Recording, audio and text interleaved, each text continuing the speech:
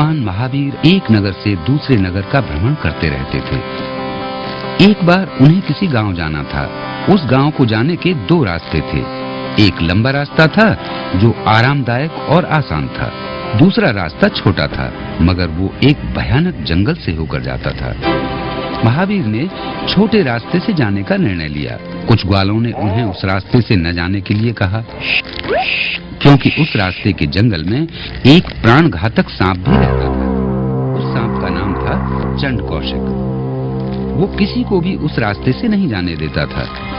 महावीर छोटे रास्ते से जाने के लिए ही अटल रहे और कभी भी किसी प्रकार का उन्हें भय नहीं हुआ। उन्हें न तो अपने बारे में चिंता थी और न अपने सुख की कोई फिक्र। चलते चलते कुछ समय बाद वे उस स्थान पर पहुंचे जहां से गुजरने के बारे में कोई सोच भी नहीं सकता था।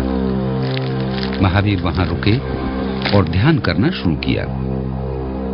तभी चंड कौशिक नामक वो सांप वहां आया और मार्ग के बीच खड़े हुए एक मनुष्य को देखा। चंड कौशिक अपने क्षेत्र में हुए अतिक्रमण को नहीं सह सका। उसने महावीर पर जहर भरी फुफकार मारी। महावीर स्वामी बिल्कुल अविचलित रहे। उन्होंने उस क्रोधी सांप की ओर देखा भी नहीं। ये देखकर सांप को और ज्यादा क्रोध आया। वो क्रोध से अंधा हो गया और फुफकारते हुए और जहर उगलते हुए आगे बढ़ा और भगवान महावीर के पास जाकर उनके पैर में काट लिया।